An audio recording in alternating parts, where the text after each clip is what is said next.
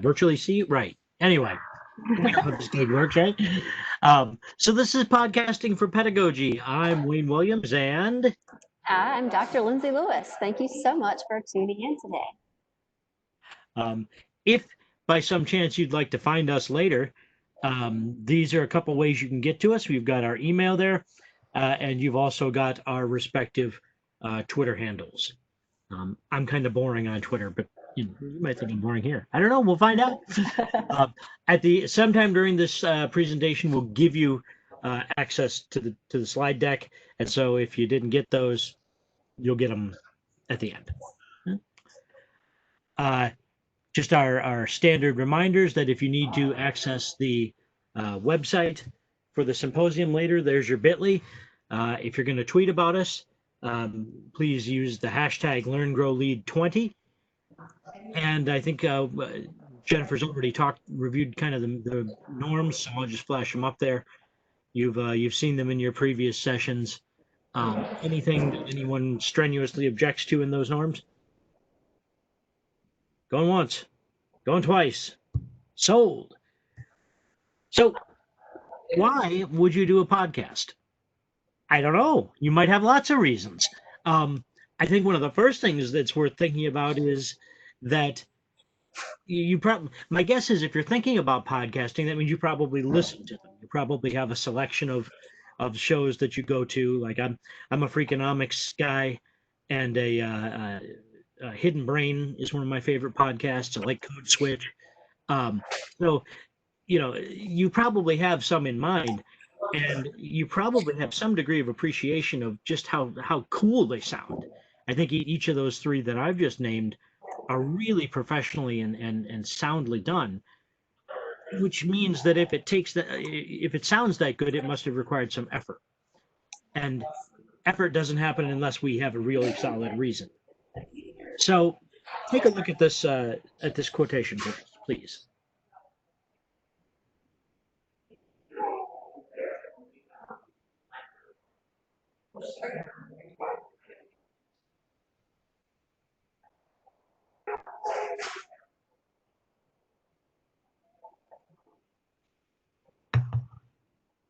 That little quote comes from an article which you can link to using the bit.ly at the bottom of the screen. So I think it's maybe a 5-minute read. It's fairly short, but I think it has a lot of wise things to consider before diving in. Just to kind of pick it apart a little bit, I opted to emphasize, the author did not emphasize these things, I emphasized that you've got to have some content in mind, right? So you got to have something you want to talk about, and you've also got to have some time. I think, and we'll talk about this more as this presentation goes on, but I think one of the things that has struck us as we've produced our podcast is the amount of time that goes into producing a fairly short broadcastable piece. So those are a couple things to kind of keep in mind. If you want to have more, if you want to hear more from that author's perspective, I encourage you to copy that bit.ly down and head over to it sometime. It's a pretty good article. All right, so you've decided you're going to do this. What do you need? Well, for starters, you need an idea. So in the case of what got Lindsay and me started, we knew that we wanted to have a way to stay in more regular contact with our teachers, even if we weren't necessarily able to be with them in person as often as we'd like. Our constraints are typically that if we get to see we see everybody once a week. We try to see people more often if that's an option, but a lot of times it's not. And we just wanted to have a way to maintain that contact, another option for doing that. So we knew that we wanted our podcast to focus on education and in particular the needs of new teachers. Okay, well, so we've got an idea. Great. Now we need a plan. What's going to go into that plan?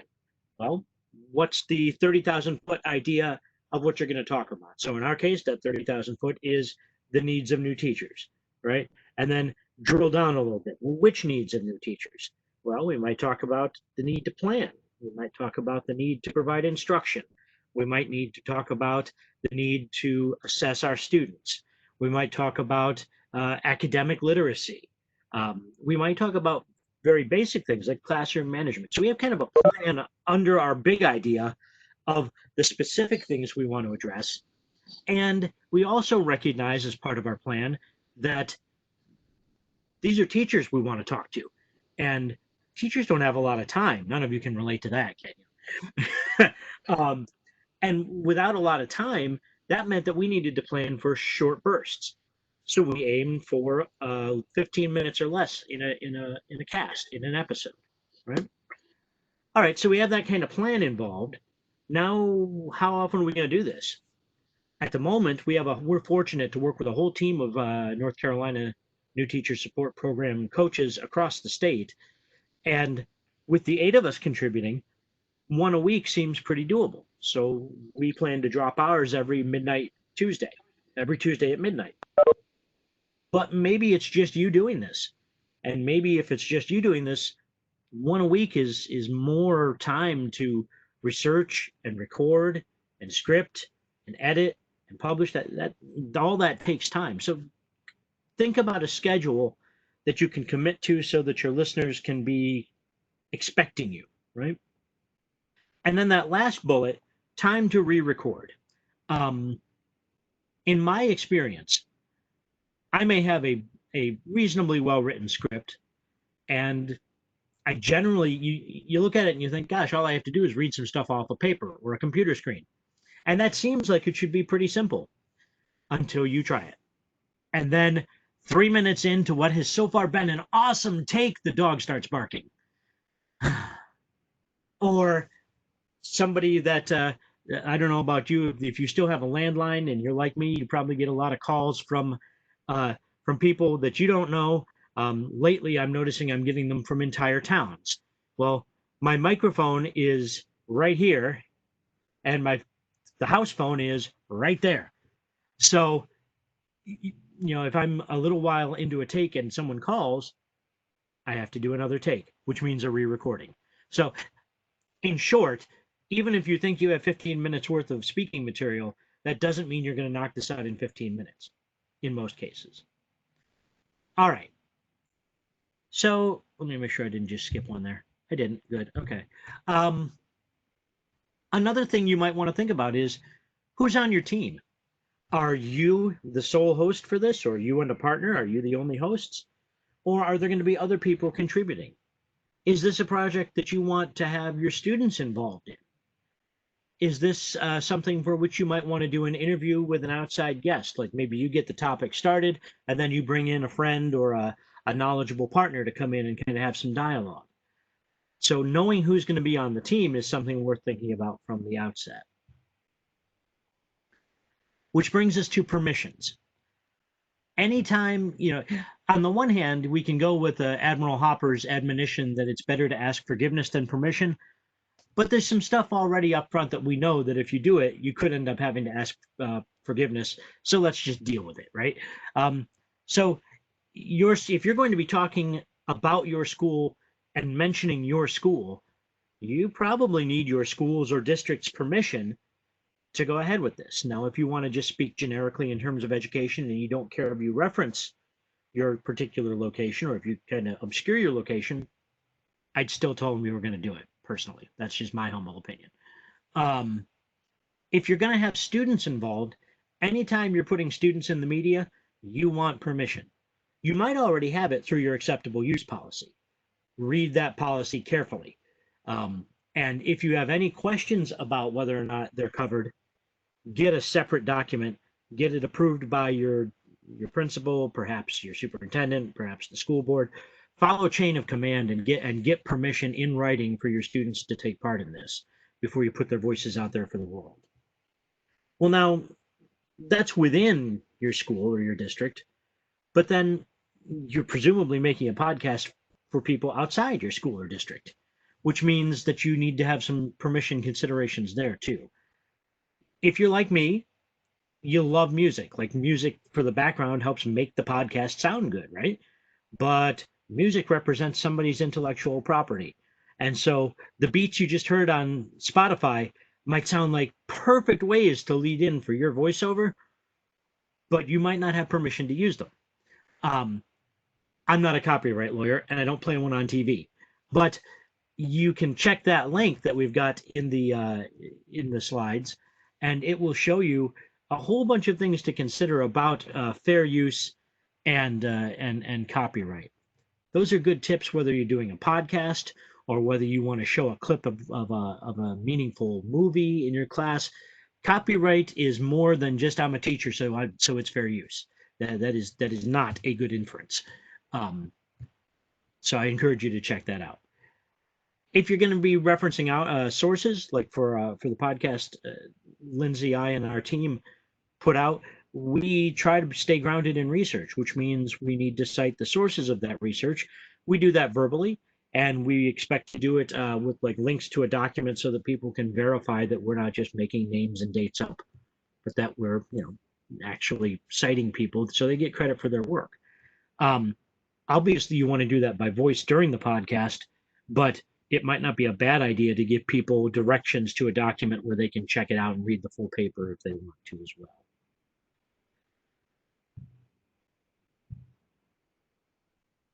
All right, last thing before I'll call for questions.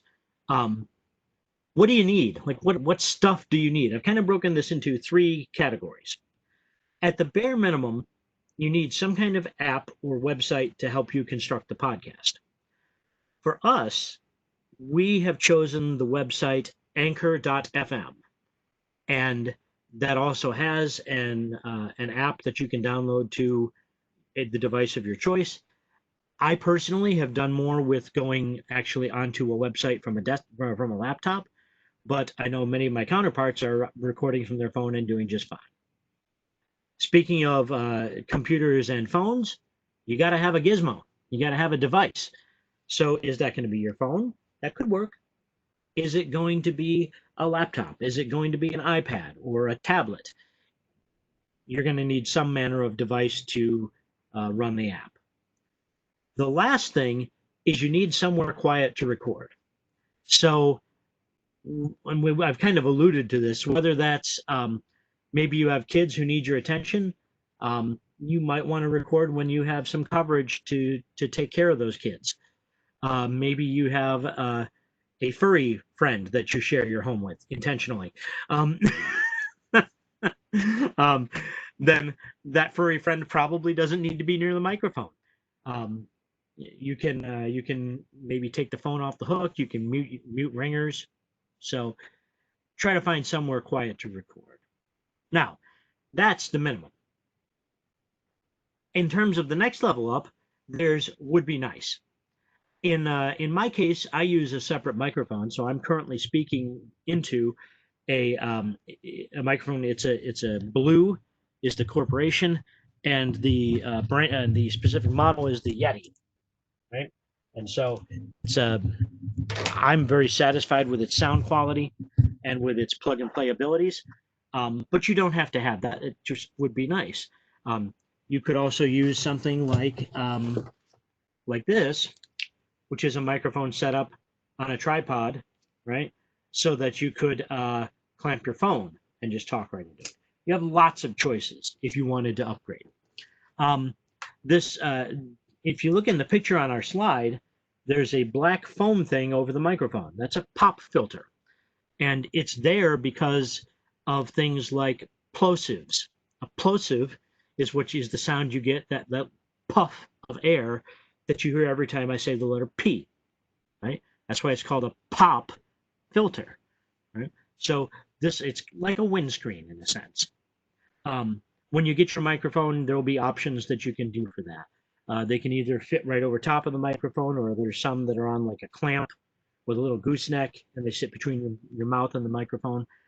If you're going to go with a separate microphone, it is worth investing the extra $15 in something to block those extra puffs of air. Now, if you're going to go all in, which my wife has not allowed me to do yet, but if you're going to go all in, you might want to think about getting a sound absorber.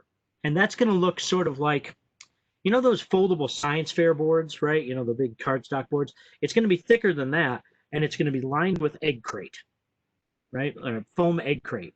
And so you sit that behind the microphone, because one of the things the microphone will do is it will pick up sound that bounces off hard surfaces around it.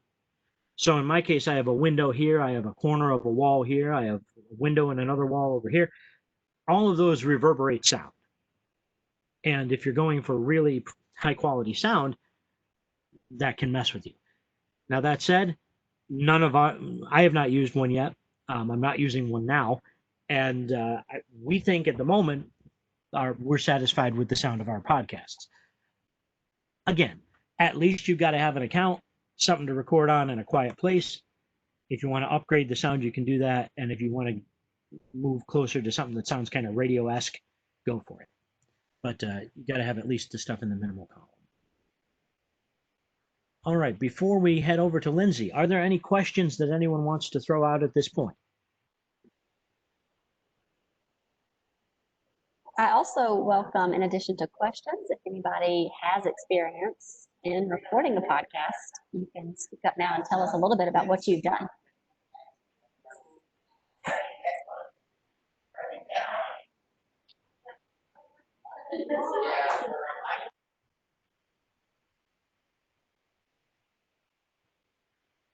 Wayne, that's some excellent wait time. So Clinton put in the chat that he has none whatsoever when it comes to experience. And I want to tell you, Clinton, that probably 4 months ago, that would have been my answer as well. But now I've got a podcast out there that I've done with my colleagues, and we have multiple episodes. And it took a while for me to get the hang of it, but I think in 4 months from now, I can see all of you guys with your own podcast out there by yourself. So how do you do it? I have recorded some videos that I will save, that I'll ask you to save for later. You'll be able to access this PowerPoint that'll have the videos on there. In case what I tell you today isn't quite enough information or you can't remember it all, you can go back to those recordings. It'll tell you a little bit about how to set up your account and about how to record your first episode. I'm going to share my screen now so that I can, I'm hoping this works. I'm going to share mine with you now. Could I get some confirmation that people can see my screen? It should be the Anchor website. I see it. Perfect. So if you don't have an account with Anchor, Yes. actually, perfect. We're going to give you some time here in just a moment to actually create an account. So don't stress about doing it right now because you'll have a chance to. But when you create, when you create an account with Anchor, you will have a dashboard that shows you your podcast. You will have a chance to create not only the name of your podcast, but you'll also have a chance to add a brief description. There it is. I think it's slow popping up on my end, so I apologize if it's slow popping up there as well. You'll want to provide a brief description of your podcast, and then you can do an image. I used an image that represented our new teacher support program, but the Anchor app also has images that are stock that you can pick from, and I think they have a decent variety. So if you don't have a picture of your own, you can use one of them. But most importantly, you want to know probably how you can make an episode. You've got some options. Obviously, up front, you see the record right away. You're going to have to do that. You're going to have to button. You're going to have to start talking. And I can tell you that the best way, or if you're ready or not, is just to hit record and start talking.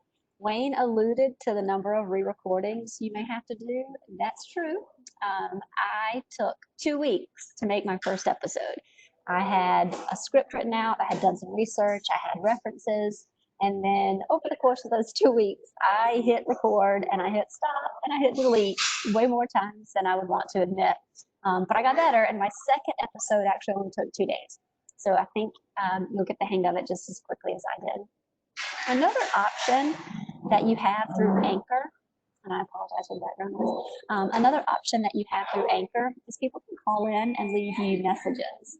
I used this feature on my second episode because I primed friends and I said, I want you to answer this question. And I asked them a question about classroom management. And then I had them leave a message that then I could insert into my episode. everything you record, which I'll show you really quickly what that looks like. Everything you record, you start recording now, and when you're done, you hit stop. Every message that you have, see, these are my friends' messages that they sent to me. Everything you record and your messages will end up in your library. So I'll go ahead and tell you from the start that you want to be pretty clear about the way that you name your segments. Naming a segment, which is automatically named with the date and time, that is the worst way to do it. This is probably just a 48-second thing that's going to get tossed. But if you end up with just a bunch of things with dates and times, you will not know like what they are and where they should go. So Wayne names his with the season and the episode and the segment, which I think works out really well. I tended to call mine, I tended to name mine what they were called, like what it was about. I gave it a quick content, and then I might have said like, oh, it's 1 of 2 for an intro, or it's 2 of 2 for an intro. So I tended to name mine that way. And then the last thing, and one of the most exciting things, can be picking your music. So you have the option to add songs. Wayne made mention of some copyright issues. Everything with Anchor is open source. So all of the options they have for introductions, for transitions, or interludes are all free and available for you to use. And I will tell you now, go ahead and just listen to a few, because you want to find one that resonates with you, that you think sets a good tone for your podcast. And I say all because I think it's important to go ahead from the beginning and create sort of a brand for your work. So I know that for New Teacher Support, our podcast starts with the same music. So whenever you hear that little jingle, you're used to it. You'll think, oh yeah, this is my New Teacher Support Program podcast. And then I also have music over our last little segment that we record as we're asking people to, like, as we're saying, like, thank you for tuning in. Please call into the show if you have questions or comments. And I have background music for that. And it's always the same. So keeping things the same is kind of like creating your own brand. And you'll have fun listening to this, and you'll probably spend more time than you would like actually listening to this. I'm going to go ahead and stop sharing that screen, head on back, and pause again for questions.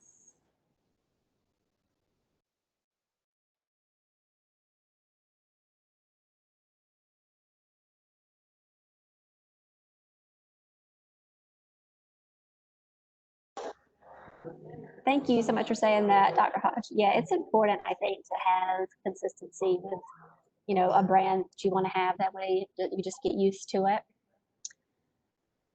I'm going to send a document over to the chat, because here in a moment, you're actually going to start planning your podcast.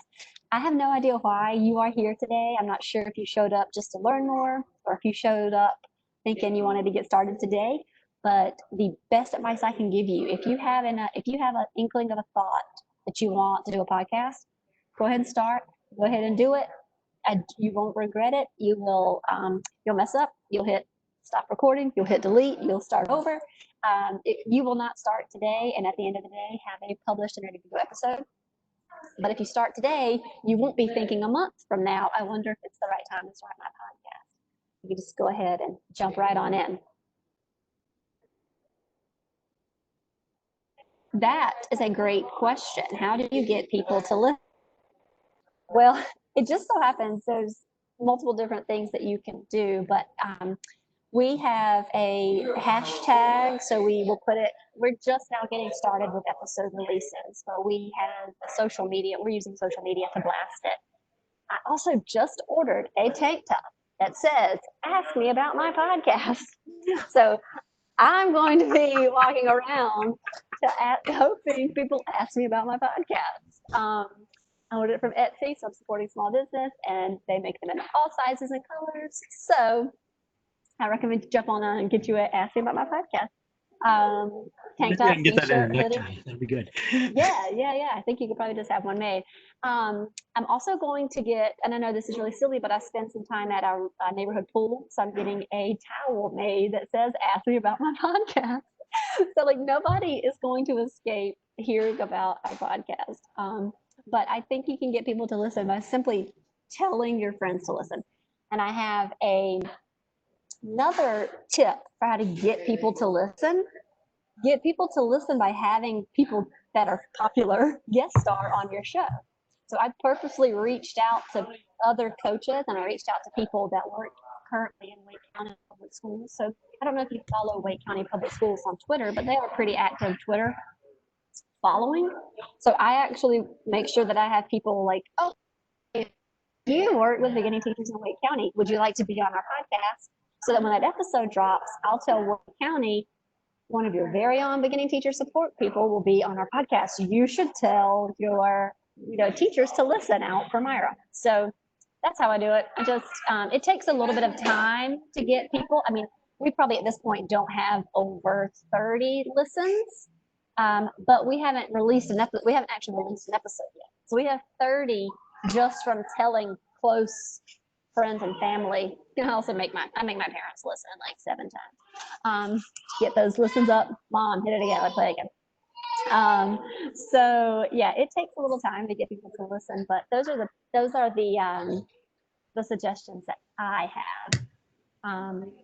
And Melanie had a question too. Oh, I'll pause, Wayne, and let you say something, and then I'll go to Melanie's question about the link in the podcast. Wayne, you're up. Okay. Yep. Sorry to cut in on you there. How else would I know? I think, in my perspective, and maybe this isn't quite the right one, but I think, like I mentioned, that we have 8 NCNTSP coaches working together on this podcast, right? Well, we typically assume that each of us has 30 teachers. So that's 240 potential people right there. Let's say that only a quarter of them listen. Okay, that's 60. But let's say that each of those 60 tells just one friend about an episode. Now we're back to 120, right? So I don't think it's necessarily going to be an issue of like, we're not going to be spending. I don't think we're looking for an advertising budget. I think we are currently going for word of mouth, as Lindsay mentioned, social media, and the word of mouth increases as you invite people on. So, like Lindsay mentioned, she'll have on one of her episodes is a guest coach for a particular school district. On the episode that I hosted, I had a coach who is not otherwise doing the podcast with us. And I also have a teacher I used to coach who had some cool things to say. Both of them know about it, and when their episode comes up, I'll make sure to remind them so they can tell their friends, hey, listen in on this because I'm going to be on it. And I think those are some possible ways of growing an audience as well. Thanks, Lindsay. Yeah, that's very awesome. So Melanie asked about how long a podcast should be. It can vary. I mean, there have been some podcasts that I have listened to. They don't tend to be they're not like informative or self-help. They're more like entertainment. So it's a mystery or something like that. Listen to those for about 45 minutes.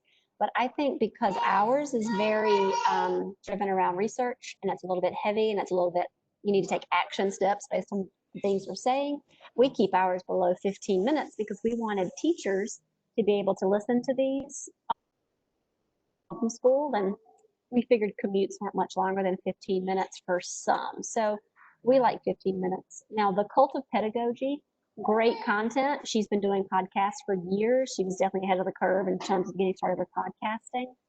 However, her podcasts are 45 to 60 minutes, and I just cannot listen to that kind of content for that long. So it takes me maybe 3 settings before I could like actually get back and finish an episode.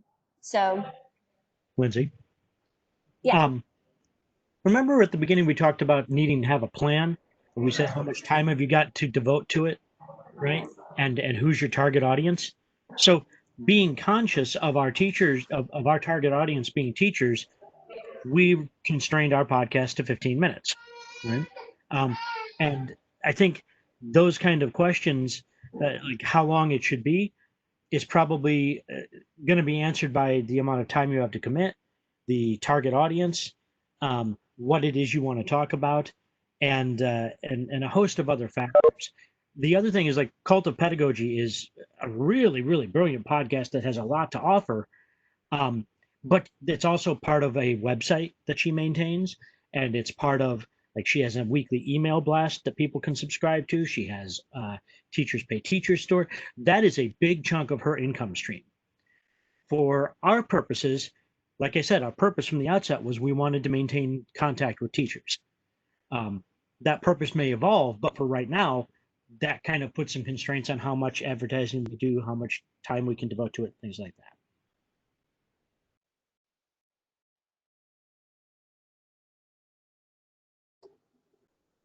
That is correct. So if there aren't questions, what I think is the best use of our time now, since we have 15 minutes, best use of our time, I think now, because Clinton asked one of the best resources that we use to get started, and I honestly think Anchor was one of the best things that I stumbled across because it's really self-explanatory, easy to use. And one of the biggest hurdles I had for podcasting was just that, the logistics of, well, where do I even go? Like, how do I even hit play? How do I even hit record? How do I even publish? And Anchor takes care of all that for you. So this is something that we were actually going to ask you to do today. If you see in the chat, I've put a link to anchor.fm. I would like for everyone to just take 5 minutes now. So we'll see you back at 11:08. But take 5 minutes and go and create your account. You can change the name of your podcast later. So for the next 5 minutes, just create your account. You need your name, you need email address. I suggest a personal email address to get started. I would not use your school one. But go ahead and get started on an Anchor app, on an Anchor account. And you can download the app on your phone and then play with that as well. So I'll see you at 11:08.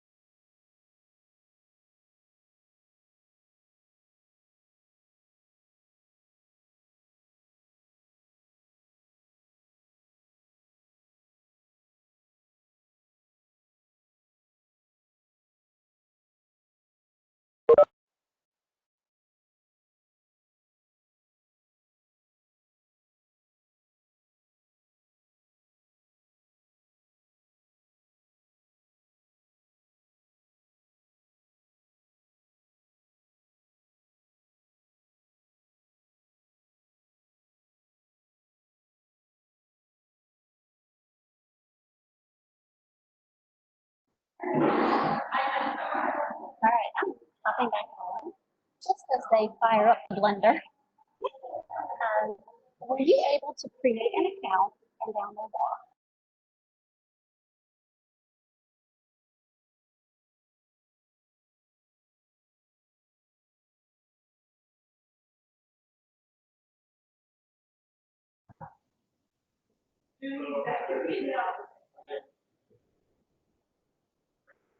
Clinton, if you want to connect after this is over, I'd love to help you problem solve that. Could you do neither?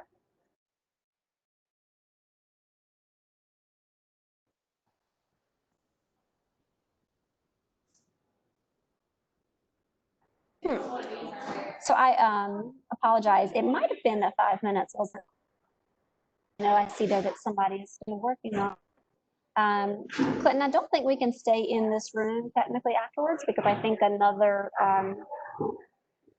group comes in. But I am putting my email address in the account, and I will tell you I love Anchor, but I'm not like an IT guru, so I am happy to help. I'm just not sure that I can be incredibly helpful other than let me see what I did and see if that helps.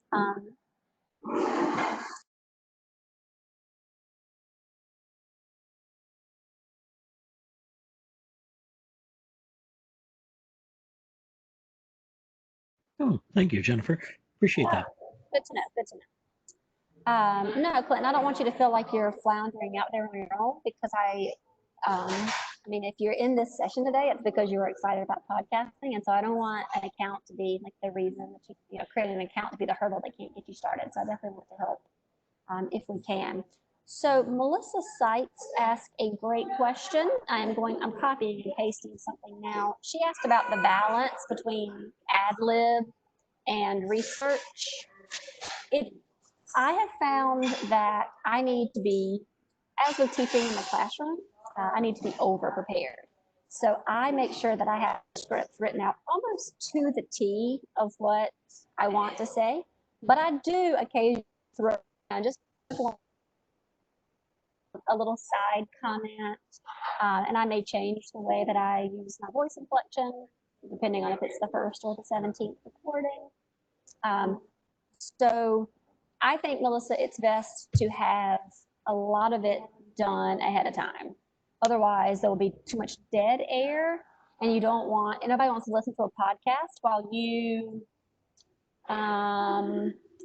come up with your words. Like nobody wants to hear. I don't mind that in a conversation, but I don't want to hear that in a podcast. And then, and I think the other thing is scripting prevents people like me who.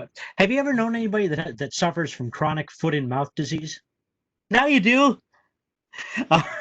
um, if I have a script, I'm less likely to say stupid things. and even with a script, I can't even promise that I will pronounce the words correctly every time. So I want to make sure that I reiterate this if I did not make this clear. When I type out a script, I note along the way, maybe every 1 or 2 or 3 paragraphs, I make a note in the script to pause. So I only have sections that I record at a time. So like, let's say I have a 3-paragraph section. I hit record, I read those 3 paragraphs, I hit stop record, and then I know like, okay, that section was fine. I pronounced all the words correctly. So then I can be done, and then I can move on to the next section. Don't ever hit record and think you'll read through your script and hit stop record. That will not I mean, in small pieces and unpredictable intervals, it will happen. But but what you don't want is to be 8 minutes into a really fine production and then you say the wrong word. And now what? You know, there are ways around it, but set yourself up for success. Another feature that Anchor offers on the app is, and I will tell you, Wayne prefers the computer because he has the nice external mic. I prefer the app on my phone because I like that it's touchscreen and I can flag it. So if I'm reading a section and I mess up, I can just hit flag, go back a few sentences and start over. And then I know that once that piece of audio is processed, I can trim that part out. So then I don't have to start all the way over if the first 4 minutes are not that bad. But I like the phone. Plus, I think if you don't have an external mic, the phone microphone is better than for me, the computer microphone. So I use the app on my phone, and I think Wayne prefers the computer.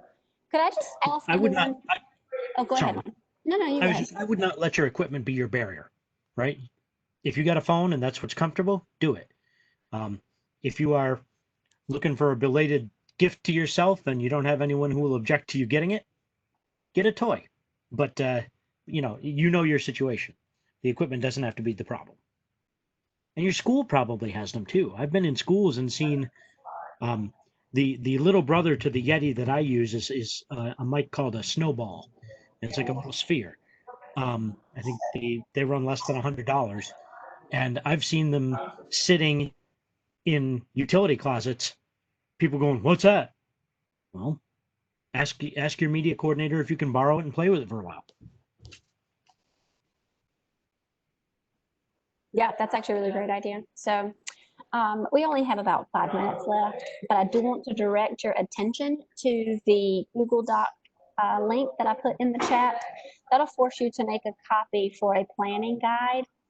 I recommend planning any guide. If you don't like this one, there are actually guides you can buy online that probably have a little more meat to them. But this is one that I just created that I use.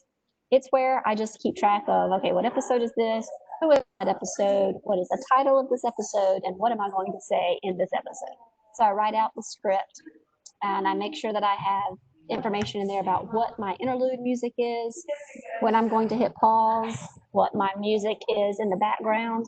I do not recommend that you use background music for the meat of your podcast because that's distracting. But I do, as I'm exiting the podcast and saying, thank you for tuning in today. Please email us or send us a message. I do have background music just as I'm like closing out my podcast. And I plan all of that in that planning document.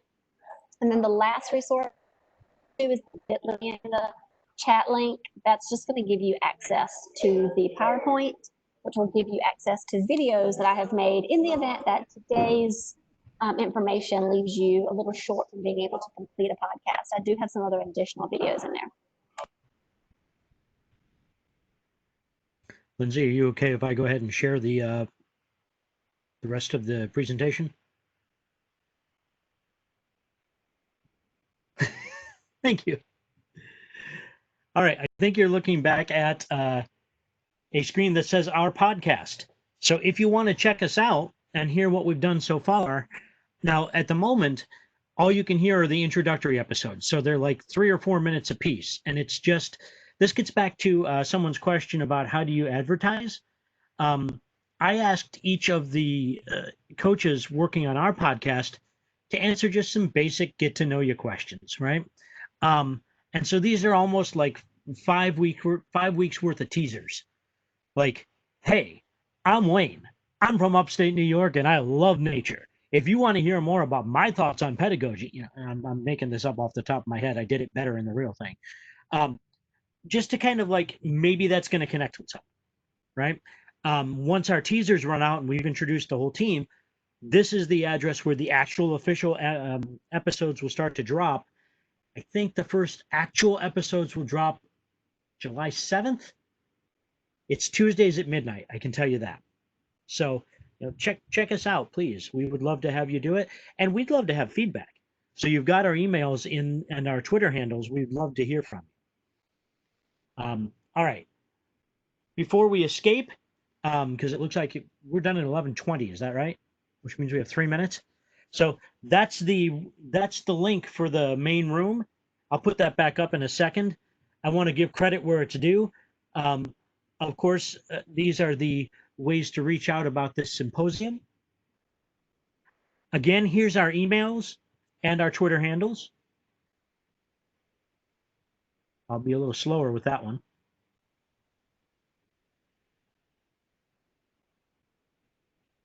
And again, they were in the chat, so check them out if you need to. Am I okay to go forward? Okay. Credit where it's due. I also want to give some credit to the spiffy slides here. You can get all kinds of free slide templates. So like if you want to run your, like some people run their class by a PowerPoint or by, slides just to kind of keep themselves on track. These are free slide templates at Slides Carnival. It's an actually, if you Google Slides Carnival, you'll find it. Here's the typographies and the free places to get them. It said I didn't need to keep the slide in the presentation, but I like credit where it's due. And that's again, Slides Carnival is where the templates for this came from. Let me get back to our information. And last chance to ask any questions while you have us on the phone or on the computer one, that is.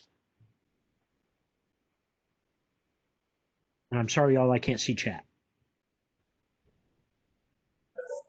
Nothing's popping up, so I think we'll just hang out for another minute or so, and you can ask questions, or you can head to the main room.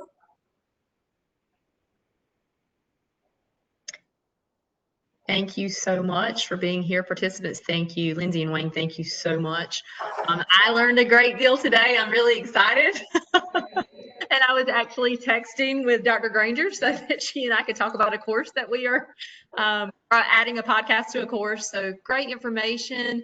Participants, as Lindsay said, you can, if you're not sure how to get back to the main room, if you go back to the agenda for today, the main room link is at the bottom of that agenda. Thank you so much for being here. And I hope you all enjoy the rest of your summer and good luck in the